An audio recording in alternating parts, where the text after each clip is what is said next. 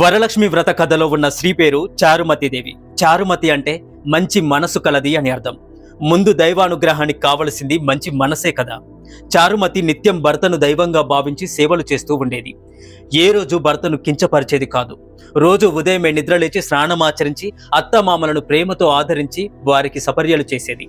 ఇంటి పనుల విషయంలో ఓర్పుతో నేర్పుతో మెలుగుతూ ఎవరితోనూ గొడవ పడకుండా అందరితోనూ సఖ్యతగా మెలిగేది. ఇన్ని మంచి లక్షణాలు ఉన్నాయి కనుకనే చారుమతి దేవిని అనుగ్రహించాలని శ్రీ మహాలక్ష్మి అమ్మవారు భావించింది. చారుమతి దేవికి కలలో కనిపించింది అమ్మవారు.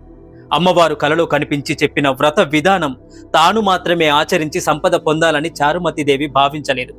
ఇరుగు పొరుగు వారందరికీ తన స్వప్న వృత్తాంతాన్ని చెప్పింది. అందరితో కలిసి వరలక్ష్మి వ్రతాన్ని ఆచరించింది.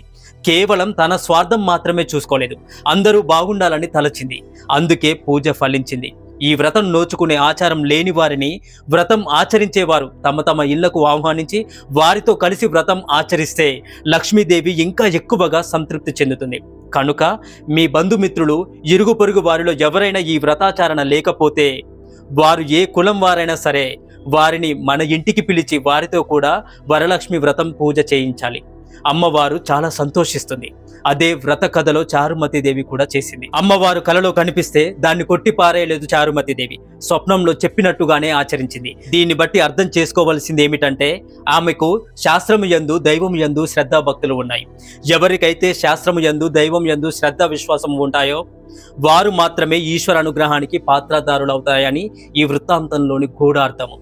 లక్ష్మీదేవి కటాక్షం కలగాలంటే ముందు స్వార్థం త్యజించాలన్నది వరలక్ష్మి కథ యొక్క సారాంశం. ఓ దేవి పార్వతి, ఈ ఉత్తమమైన వ్రతమును చేస్తే ఎదుటి వారికి చెప్పి చేయిస్తే సర్వ సౌభాగ్యములు కలిగి శుభముగా ఉంటారు. ఈ కథను విన్న వారికి చదివిన వారికి కూడా వరలక్ష్మి ప్రసాదము వలన సకల కార్యములు సిద్ధించును అన్నాడు పరమేశ్వరుడు. ఈ కథని మాతా పార్వతీదేవికి సాక్షాత్తు పరమేశ్వరుడే చెప్పారు. చూడండి మిత్రులారా, పంచుకుంటే పెరుగుతుంది, దాచుకుంటే తగ్గుతుంది. అది సంపదైనా సరే సంతోషమైనా సరే. అందుకే ప్రసాదం ఒక్కరే తినకూడదు, 10 మందితో ప్రసాదాన్ని పంచుకోవాలి. అప్పుడే లక్ష్మీదేవి అనుగ్రహం అధికంగా సిద్ధిస్తుంది. మన సంస్కృతి దాచుకోవడం కాదు, నలుగురితో పంచుకోవడాన్ని నేర్పిస్తుంది. అందరి మంచి కోరుకుంటే అమ్మవారు తొందరగా కరుణిస్తుంది.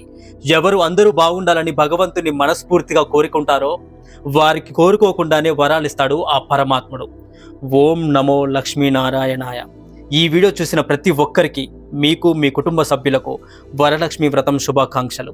Thank you for watching this video.